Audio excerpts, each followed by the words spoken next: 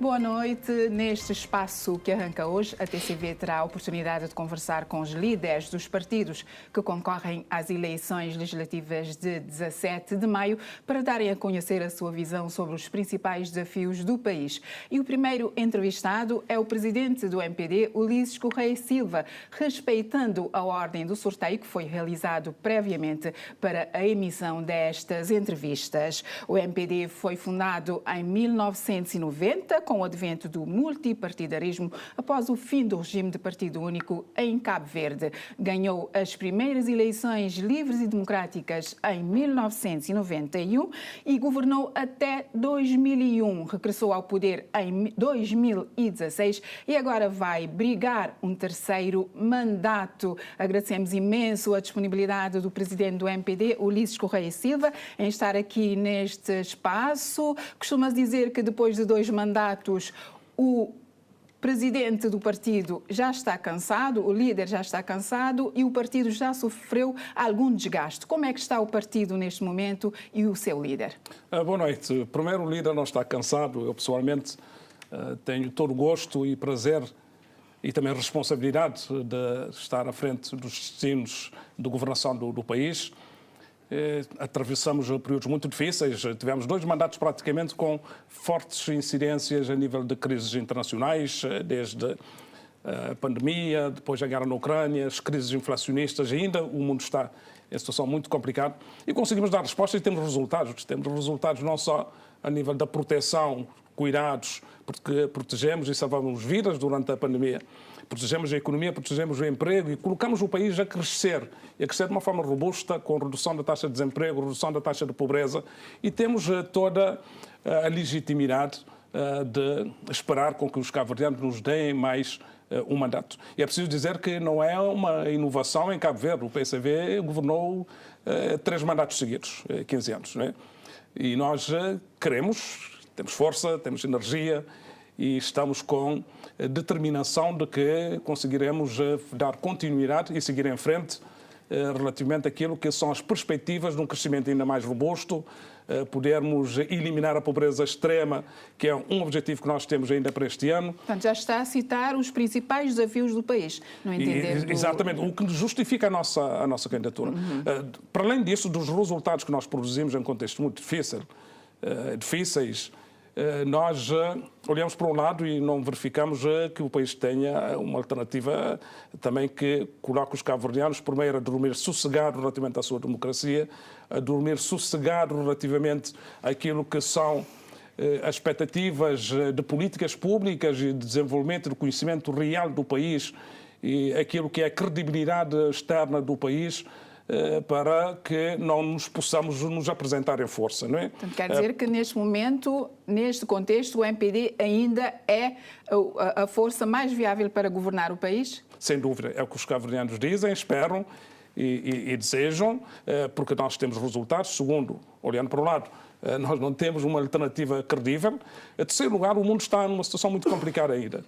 E temos não só de gerir estes períodos difíceis, de incerteza, de instabilidade, e nós temos que navegar neste mar complexo, ao mesmo tempo seguirmos em frente com um rumo claro para o país e um rumo claro para os cabo-verdianos, com positividade e com vontade de ir à frente. Olhando para a governação de 2016 a esta parte, qual tem sido o dossiê mais complicado e que vai merecer uma atenção especial, caso ganhe as eleições no dia 17 de maio? Bom, nós atravessamos períodos difíceis, todos esses dossiês não deixaram de ser complicados. Repare, essas crises não estavam no nosso programa de governo, não estavam nos nossos orçamentos. Tivemos que mobilizar recursos avultados para dar respostas àquilo que é a vida dos cabo-verdianos. Eu diria que nós temos ainda como objetivo central reduzir de uma forma significativa a pobreza, mas ao mesmo tempo elevar o nível de qualidade de vida dos cabo-verdianos. Essa vai ser a nossa grande ambição no futuro próximo. Quando eu digo melhoria da qualidade de vida, significa não só retirar aqueles que estão na pobreza, mas ao mesmo tempo olhar para aqueles que trabalham, aqueles que têm rendimento de trabalho, que precisam melhorar o seu rendimento, quer rendimento do trabalho, quer rendimento daqueles que trabalham por conta própria, quer rendimento daqueles que estão na atividade empresarial, porque nós fomos confrontados também com o aumento do custo de vida, a inflação externa atingiu e tem estado a atingir o rendimento das famílias, e se a economia continuar a crescer como nós queremos, com as políticas assertivas de inclusão e proteção social, com políticas de mitigação dos efeitos da inflação, nós vamos ter mais rendimento. Porque no final do dia, você mesma, como jornalista, os outros que estão em casa, fazem as contas, não é? É saber se no final do mês nós temos dinheiro suficiente para cobrir os nossos encargos de alimentação, de saúde, de educação e de margem também de moral para termos uma vida devidamente folgada, e estamos nesse caminho, levando o país para um rendimento mais elevado, teremos mais condições para esse rendimento disponível também para as pessoas satisfazer as suas necessidades de vida, que é legítimo de nós todos. No plano económico, já referiu a questão do crescimento, os números mostram crescimento, a redução do desemprego, da pobreza, mas há quem defenda que esses dados não refletem o dia-a-dia dos cabo-verdianos, não refletem a realidade. Ou seja, há um desencontro entre os números da economia e a realidade sentida pelas famílias. Os números da economia são números da realidade. Repare, nós não inventamos esses números, são estatísticas, mas medem alguma coisa.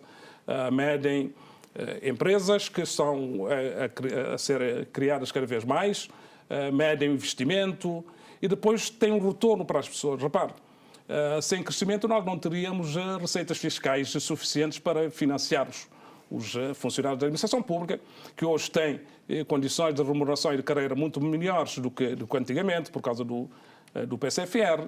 Não conseguiríamos garantir políticas sociais de proteção, de inclusão social, de cuidados, não conseguiríamos ter os investimentos. E hoje nós temos um país que financia cerca de 90% das suas necessidades do orçamento. Isto é importantíssimo. Em segundo lugar, esse crescimento económico atinge desde as pessoas mais pobres, porque é preciso ter dinheiro, é preciso ter receitas, é preciso ter condições para darmos, por exemplo, milhares de pessoas o rendimento social de inclusão hoje. É preciso ter esses recursos para aumentarmos o salário mínimo, como nós fizemos, e vamos aumentar para 25 mil escudos em 2027. É preciso ter recursos para podermos aumentar a pensão social dos idosos, que eram de 5 mil escudos, hoje são 7 mil escudos. Abrangemos mais de 26 mil idosos no país. É preciso ter esses recursos para duplicarmos e agora triplicarmos o valor da pensão social dos nossos concidadãos na imigração, ter recursos para investir em infraestruturas, na requalificação urbana, ambiental, ter recursos para podermos pagar os empréstimos que nós obtemos no exterior para podermos fazer investimentos. Portanto, tudo isto é resultado de crescimento económico. E pelo contrário... Mas ainda há dificuldades. Claro. Que medidas pretende implementar, caso for governo, o MPD for governo de novo? Medidas de cariz social, por exemplo, para diminuir as aflições das famílias? Nós temos um pacote muito forte e temos estado a implementá-lo.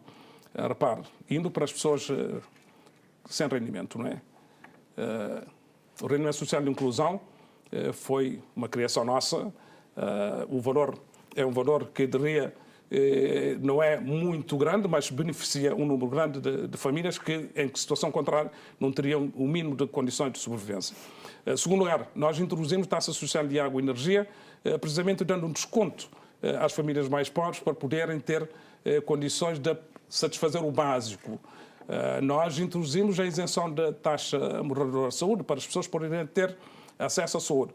Nós tornamos gratuito, sem pagamento de propina, sem pagamento de taxas de frequência e emolumentos, o ensino básico até o 12º ano. Nós tornamos a formação profissional também acessível a todos. Estou a falar desses instrumentos porque não é só levar rendimento àqueles que têm mais dificuldades, é criar oportunidades para aqueles que estão em situação de famílias em situação de pobreza, poderem amanhã terem educação, terem formação, terem acesso ao empreendedorismo. Isto está a transformar Cabo Verde. E olhando para a frente, num provável próximo mandato, haveria novidades do ponto de vista social? Haveria outras medidas? Sim, novidades continuar a reforçar. Nós precisamos alargar ainda mais essa base de transferências sociais, que são muito elevadas. Vamos investir ainda mais naquilo que é o instrumento transformador. Porque a pessoa que está na situação de pobreza, lá em casa, pode ser alimentada todos os dias com transferências, mas depois precisa, de facto, dar o salto. Criar rendimento. Exatamente, criar rendimento, a inclusão produtiva, garantir que o filho que está lá, ou o jovem, tenha um instrumento que amanhã deixe de estar em situação de pobreza. Esse instrumento é o quê? Qualificação profissional, formação profissional, educação. Depois, a via para o empreendedorismo, que hoje está a abrir portas a várias famílias, mulheres, jovens. Depois nós temos agora a classe média. É preciso ter em conta também que essa é uma preocupação que nós temos estado a insistir, em termos de medidas de política, vão ser muito mais fortes no próximo mandato, porque há pessoas que trabalham, têm um rendimento, mas esse rendimento ainda é insuficiente, tendo em conta o aumento do custo de vida. Então, algumas medidas nós estamos já a introduzir. Uma tem a ver com aquilo que pesa um bocado no nosso consumo, que é o consumo de água e energia, que nós pagamos as faturas todos os meses. Vamos passar do IVA de 8% para 6%.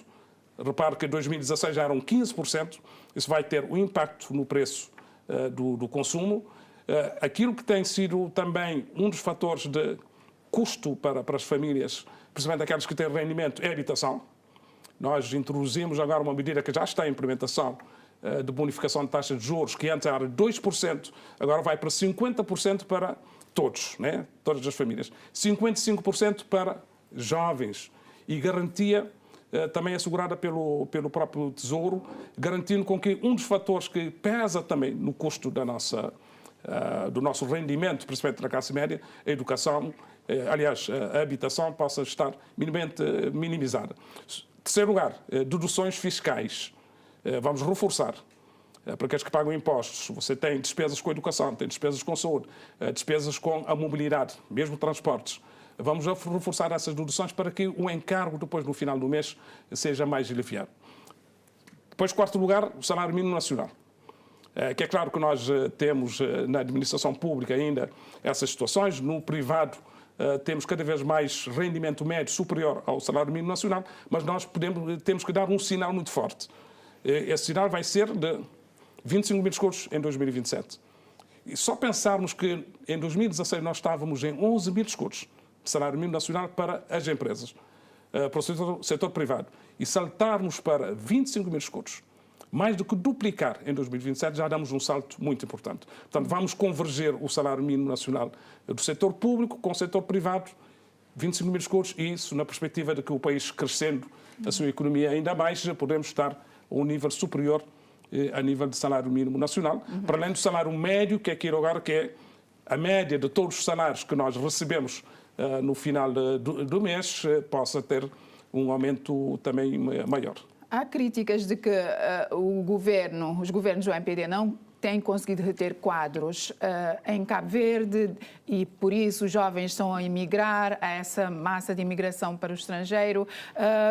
Como é que responde a estas críticas em relação e que não têm conseguido imprimir maior atratividade da economia para reter as pessoas aqui em Cabo Verde? Maria Luz, eu tenho estado a responder a isto várias vezes e aproveito para responder aqui. Primeiro, porque é que nós temos esta diferença de abordagem relativamente a outros sistemas que vigoraram antigamente? A liberdade de escolha, a liberdade de oportunidades. Nós não definimos e não implementamos medidas administrativas restritivas de saída de ninguém de Cabo Verde para o exterior. Os cabo-verdianos sempre emigraram e continuam a emigrar. As portas de entrada em vários países estão-se a fechar, mesmo para aqueles que viajam hoje ou querem viajar hoje para Portugal. A imigração aumentou de 2022 a esta parte? Eu vou explicar. Primeiro, conceito de liberdade de oportunidades. Há procura, sim, por jovens cabo-verdianos hoje, principalmente para Portugal, porque estão mais qualificados, estão mais formados. Nós investimos fortemente na formação profissional e quando investimos, também investimos para esse jovem poder trabalhar sim em Cabo Verde, mas no dia que entender que poderá ter oportunidades lá fora, possa ir também, mas voltar sempre. Segundo lugar, as medidas de política que nós fazemos e implementamos é para reter de facto esses jovens, dando condições de formação, dando condições de empreendedorismo, poderem criar as suas próprias oportunidades de desenvolvimento. Apostar agora num aumento significativo também das bolsas de estudos, da formação profissional e formação superior, para termos mais jovens nas universidades. Isso significa que em idade de juventude podemos ter mais retenção, termos essas tais políticas de habitação no sentido de garantir que a constituição da família é um elemento também da retenção. Você tem casa, tem empréstimos, tem encargos com o banco, não vai sair depois para emigrar. Ao mesmo tempo, deixar as portas abertas.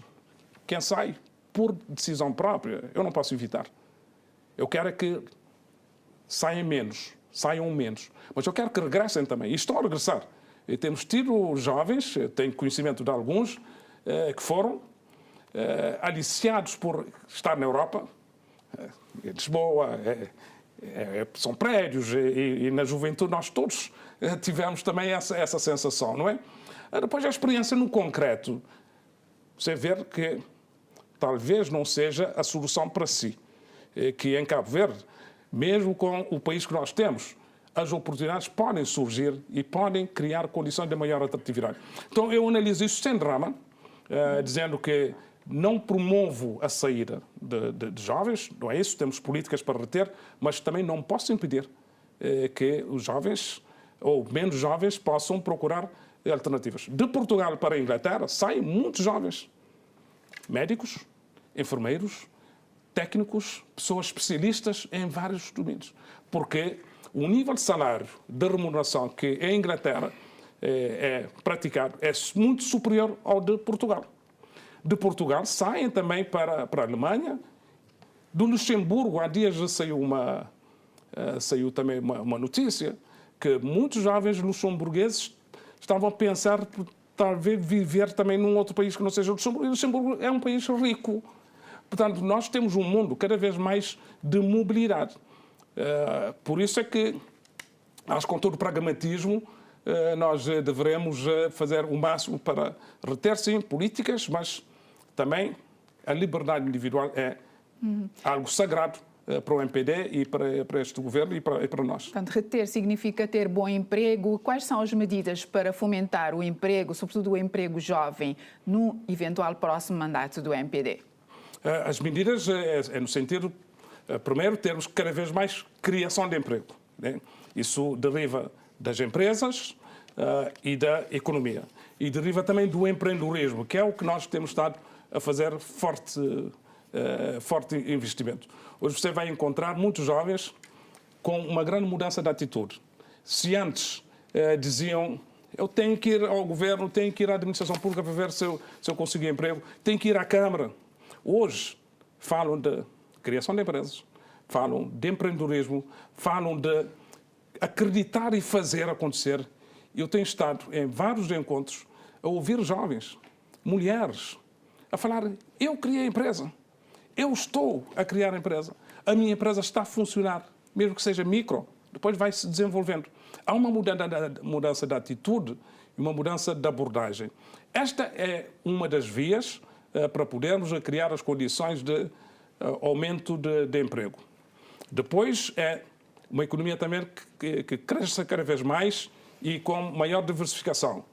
Temos o turismo, sim, o turismo a avançar e em todas as ilhas, hoje com grande dinâmica, é um dos vetores de geração de emprego com alguma rapidez. Mas avançar na economia azul, avançar na economia digital, avançar também na agricultura, que tem algum potencial, para podermos criar maiores condições de produção e de geração de emprego. E temos políticas dirigidas para isso, desde a qualificação profissional, desde incentivos fiscais ao emprego, incentivos à contratação. Tudo isto são matérias que nós iremos reforçar. Desde o início do mandato, que hora termina, fala-se em diversificar a economia cabo-verdiana, ter uma economia azul mais pujante, uma economia digital mais presente. Qual é o peso destas vertentes atualmente na economia cabo-verdiana? Pensa que o MPD conseguiu o seu intento, o governo do MPD? Estamos num processo, o turismo ainda tem um peso grande, são 25%, mas temos a economia azul que está a crescer. Representa hoje A bom ritmo? Sim, representa hoje cerca de 17%, 20%. Nós queremos atingir a 25%. Temos a economia digital a crescer de uma forma evidente, não só antes crescia através de telecomunicações, hoje está a crescer para além de telecomunicações, está a crescer através de internet, está a crescer através de empresas que são criadas, startups de jovens, está a crescer porque nós estamos a atrair empresas tecnológicas para o parque tecnológico, criam emprego e criam emprego bem remunerado, exportam serviços. Portanto, todas essas áreas têm um potencial grande. Eu dou-lhe exemplo na economia azul, que antes se situava praticamente no domínio da pesca. Eu diria, é azul porque tem que ser sustentável.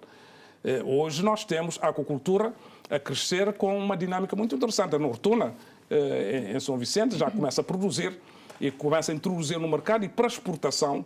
E temos investimentos muito fortes nessa área, que é de posicionar o Porto Grande de Mindelo como plataforma de transshipment internacional, que é uma das operações que vai crescer e fazer crescer a participação da economia cabo-verdiana em transshipment de contentores. Isso significa negócio.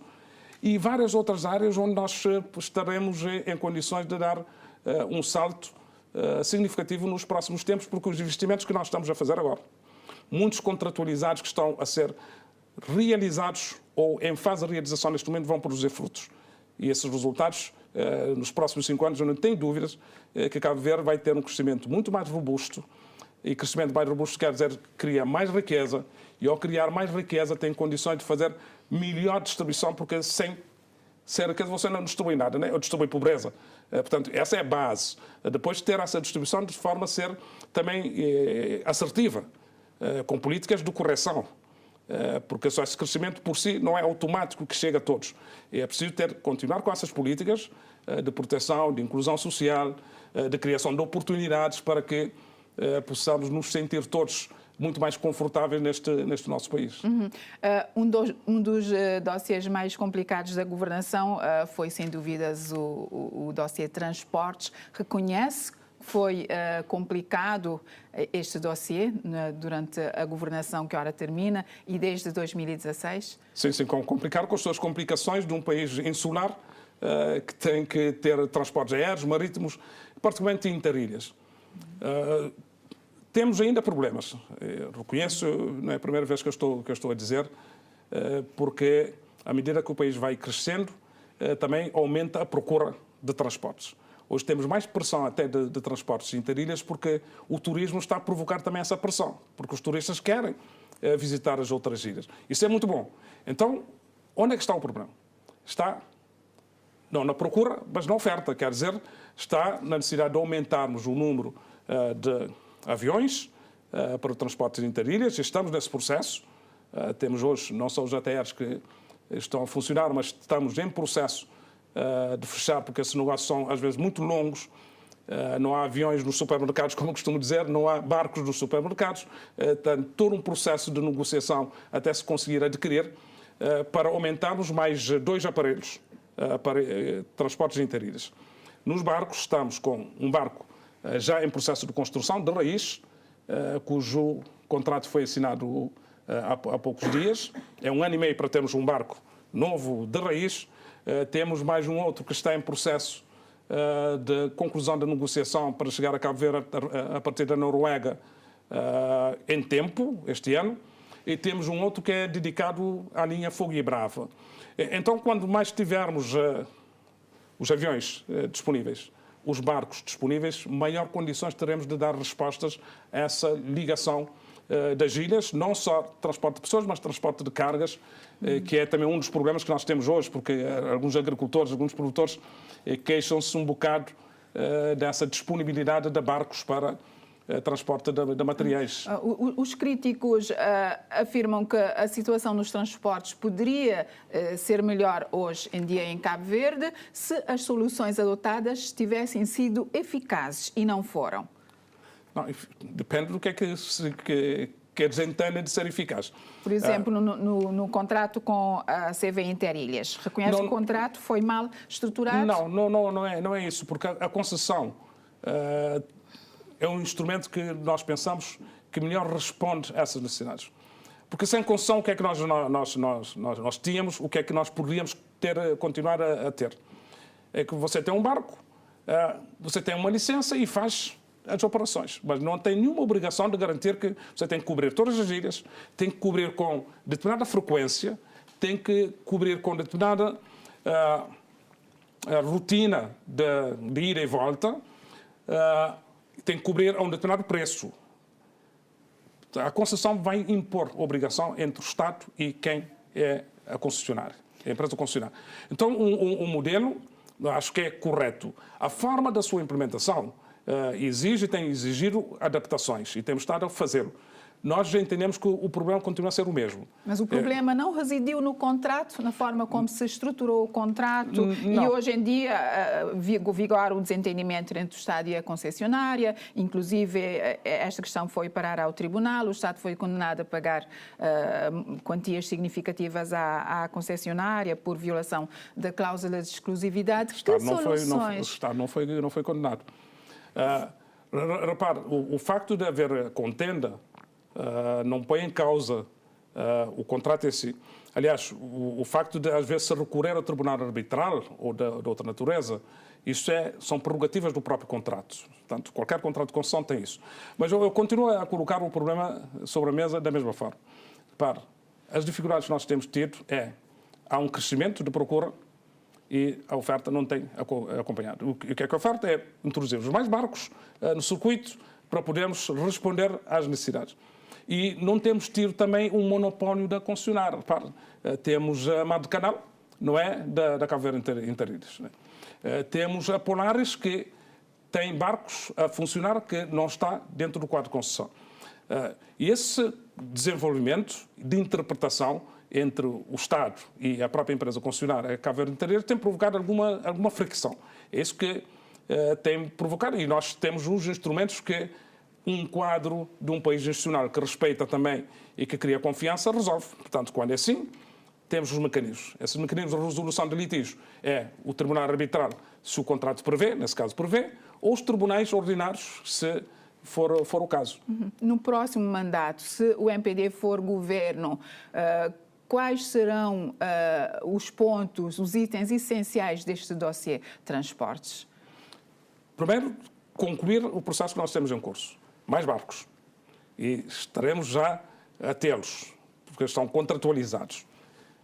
Depois, garantir que não temos essa situação de litígio como temos hoje pendente, onde o Estado não foi condenado, onde nós teremos a concessão ou com o atual Cabo Verde Interilhas. O Estado foi condenado, mas recorreu. Recorreu, portanto, sim, exatamente. Sim. Esse recurso está em curso, para a redundância. É dentro desse quadro. Nos transportes aéreos também, que é linhas aéreas de Cabo Verde, que é Cabo Verde Sky, o nome comercial, já começou a operar. Para avançar mais, precisa de ter mais aviões e esses estão em curso. Aumentando a oferta, nós temos um problema resolvido em grande parte. E isto vai aumentar ainda mais, porque há uma procura grande de ligações interilhas. Isto é bom. As pessoas querem viajar. Depois nós precisamos dinamizar também as economias locais. Precisamos de transportes de mercadorias. Para reconhecer que não estamos numa situação que eu diria ótima, não estamos numa situação muito boa, estamos numa situação razoável. E do razoável para o bom é um passo que nós iremos incrementar na próxima legislatura, seguramente, porque todas as condições estão criadas para isso. Critica-se muito também a área da saúde. Afirma-se que os cabo-verdianos não confiam no Sistema Nacional de Saúde, tanto é que muitos procuram soluções para os seus problemas lá fora, nomeadamente aqui perto, no Senegal. Como é que vê o dossiê saúde aqui em Cabo Verde? Fizemos progressos no Sistema Nacional de Saúde aqui em Cabo Verde. E progressos são palpáveis em várias áreas. Há uns anos atrás, nós fazíamos evacuação de doentes renais crónicos para poderem receber todo o cuidado. Hoje não fazemos evacuação de doentes renais crónicos. tem os cuidados aqui, hemodiálise aqui, um centro na praia, outro centro em São Vicente, e políticas e instrumentos que permitam com que as pessoas não tenham encargos com hemodiálise, que é uma atividade muito cara e torna as pessoas muito dependentes. Recentemente nós fizemos o primeiro transplante renal aqui em Cabo Verde, que é a solução para esses doentes, não é? Porque senão ficam sempre dependentes. A nível da oncologia, damos saltos significativos. A nível da cardiologia, também. São doenças que criavam muitas situações de pressão para a evacuação. Ainda temos essa evacuação. Nós temos um sistema que é credível. Porque o Sistema Nacional de Saúde não só são as políticas, as medidas e os investimentos. Temos médicos qualificados. Precisamos mais especialistas, precisamos. Temos enfermeiros qualificados. E hoje este tem um quadro remuneratório também muito mais dignificante. Então, aquilo que nós temos que fazer, estamos a fazer, é para além de alargar a rede de cuidados primários, para falar dos centros de saúde, que nós investimos, temos estado a investir, a criar, a construir novos, a equipar, temos que ter um hospital de referência. Esse dossiê do Hospital de Cabo Verde... Vai arrancar quando? Que já foi apresentado, sim, mas vai arrancar porque tivemos que fazer todo o trabalho que é necessário em cadeia. Primeiro, definir claro o modelo que nós queremos. Segundo, começar a preparar o sistema, porque não é só o edifício que nós vamos ter lá, temos que ter técnicos qualificados, médicos especialistas e a centralidade em algumas áreas fundamentais em relação às quais nós mais evacuamos. É oncologia, é cardiologia de intervenção, é neurocirurgia, oftalmologia. Esses tipos de doenças provocam muita demanda para a evacuação. Então nós temos que criar capacidades aqui internas. Hospital moderno, tecnologicamente avançado, com quadros qualificados que é preciso ir formando e garantir que seremos um centro de referência, não só em Cabo Verde, como internacional. Como é que está o dossiê? Como é que está o dossiê? Temos um modelo já definido, já lançamos a obra da infraestruturação, portanto será na zona da Palha C, que é para podermos ter toda a implantação da obra, fase seguinte, a construção em si. À medida que vamos construindo, vamos também fazendo todo esse trabalho de preparação da parte mais importante, que são os recursos humanos. Estarem à altura, qualificados. E os investimentos também. Atualmente, por exemplo, o Hospital Central da Praia não tem um aparelho de TAC. Está avariado. Sim. Está avariado. Bom, isso agora não sei porque eu não ando lá para verificar, mas...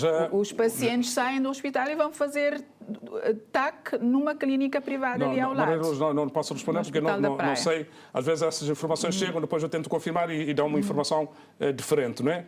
Mas haverá investimentos para a saúde em que nível? Sim, nós investimos e colocamos um TAC novo no Hospital Agostinho Neto, assim como no Hospital Batista de Sousa. Vamos continuar a investir, porque são áreas fundamentais e básicas do diagnóstico para se conseguir dar a devida terapia. Portanto, nós vamos continuar a investir, não só nos hospitais centrais, que é o Agostinho Neto, mais o Batista de Sousa, mas nos hospitais regionais que nós temos no Sal, no Fogo e em Santo Antão. Ao mesmo tempo, Santiago Norte, centro de saúde e termos um hospital de referência. Dizer que as pessoas que vão para o Senegal à procura de uma solução alternativa vão a custas próprias, porque nós não temos um acordo com o Senegal relativamente a questões de evacuação, como temos relativamente a Portugal. E haverá um acordo? Já houve alguma negociação, mas nós teremos que ter a certeza também, repare, de que se evacuarmos, e quando evacuamos através do Serviço Nacional de Saúde, temos que ter a certeza que do outro lado nós vamos encontrar hospitais que estejam devidamente preparados, adequados. Portanto, não vamos alimentar... E boa estrutura de acolhimento. E de acolhimento e mais, e de tratamento, porque às vezes quando você vai por impulso próprio, essas condições são da sua responsabilidade. Pode até chegar numa clínica que esteja muito bem apetrechada, mas pode chegar num hospital que não tenha as condições mesmo idênticas a de Cabo Verde. Uma coisa é é ir por vontade própria. Outra coisa é quando o serviço público interfere ou entra. Ali temos que ter todas as garantias de que nós estaremos a fazer evacuação para hospitais ou clínicas que deem um melhor serviço do que Cabo Verde dá. E isto muitas vezes está por demonstrar, não é? Portanto, as linhas mestras para o setor da saúde num próximo mandato, resumidamente, quais são? As linhas mestras é, primeiro, pôr de pé o nosso hospital central. Para nós é fundamental. Segundo lugar, continuar a investir nos cuidados primários de saúde, os centros de saúde, a amplificar a rede. Formar, qualificar os nossos recursos humanos. E quando digo recursos humanos, estou a falar de médicos, enfermeiros, os técnicos que trabalham nos centros de saúde e nos hospitais. Depois, termos as condições também de avançar tecnologicamente, porque hoje, cada vez mais, os serviços de saúde estão muito dependentes dos níveis tecnológicos que nós conseguimos. Por isso é que nós temos estado a fazer forte investimento no desenvolvimento de relações da chamada da medicina cooperativa, e temos feito colaborativa, aliás, com os nossos médicos nos Estados Unidos da América. São cabo-verdianos, descendentes cabo-verdianos, muitos deles altamente qualificados, professores universitários, outros diretores de hospitais, para poderem ter a colaboração para suprir a dificuldade que nós temos ainda relativamente a técnicos altamente especializados. Nós tomamos uma medida recente, uma alteração legal, que permite com o acordo da Ordem dos Médicos, se você for um médico especialista, altamente qualificado nos Estados Unidos, poder trabalhar aqui nas mesmas condições do que um cabo-verdiano. Significa que o seu reconhecimento, o seu título, não só académico, mas também da inscrição na Ordem de Médico em Portugal, ou em França, ou nos Estados Unidos, passa a ser aceito para fazer intervenções aqui. Isso vai nos aumentar o nível de capacidade de termos qualificações. E basta ver, só para terminar esta parte aqui, porque é importante, para ver o que é que a qualificação dos recursos humanos faz diferença.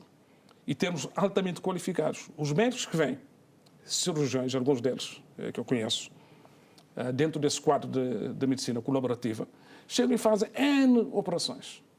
Mas nos nossos hospitais. Fazem no Hospital da Praia, fazem no Hospital de São Vicente, fazem no Hospital do Fogo, com a assistência técnica que nós temos, com os instrumentos e equipamentos que nós temos. Portanto, essa forte aposta no desenvolvimento de competências, de qualificação, é fundamental para podermos estar a um nível da prestação de cuidados de saúde mais elevados e aumentar a confiança dos cabo-verdianos no nosso sistema. Muito rapidamente, para o setor da justiça, qual é a visão num eventual próximo mandato?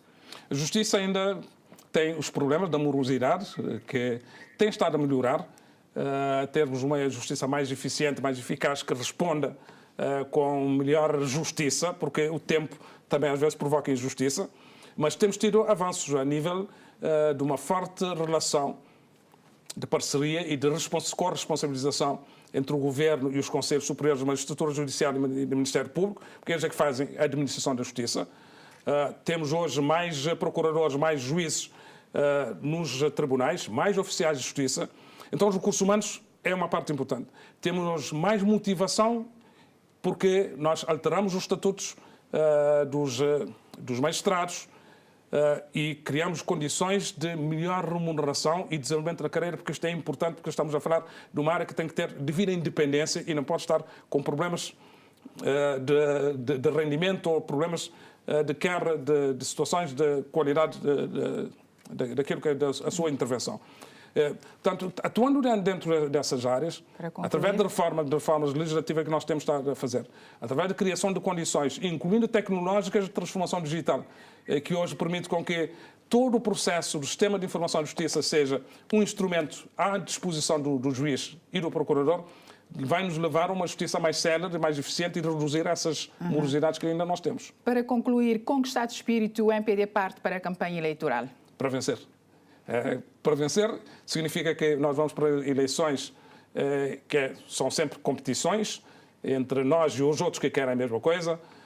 Nós vamos com a consciência muito clara de trabalho feito em condições muito difíceis e vamos com ideias muito claras também daquilo que nós queremos. Qual é o lema da campanha? Seguir em frente Por quê? Porque Cabo Verde precisa seguir em frente. Que mensagem deixa ao eleitorado no sentido de se ter uma campanha cívica, sem desordem? A mensagem para os cabo-verdianos, de uma forma geral, é que a democracia é uma coisa muito linda, muito importante e expressa-se muito durante os períodos de campanhas eleitorais, das escolhas, que sejam escolhas em liberdade, que haja espaço de debate para que as ideias sejam claras, que todos entendam quais são os propósitos de cada um e depois possam participar, porque a campanha também é festa e nós queremos que tudo se passe com tranquilidade, que todos se sintam devidamente representados depois naquilo que são as suas escolhas. E por último dizer que nós estamos nesta campanha e nesta ação que vai culminar no dia 17 de maio, apenas centrar numa coisa que é em Cabo Verde. Eu não faço um combate contra outros. Portanto, a nossa posição aqui não é excluir ninguém, não é derrubar ninguém. É garantir que Cabo Verde siga em frente, que Cabo Verde consiga continuar a prosperar, e quem diz Cabo Verde são os cabo-verdianos no país e na diáspora. Muito bem, agradecemos aqui a sua presença neste espaço dedicado a entrevistas com os líderes dos partidos que concorrem às eleições legislativas do dia 17. Foi a conversa com o líder do MPD, Ulisses Correia Silva. Até a próxima emissão. Boa noite.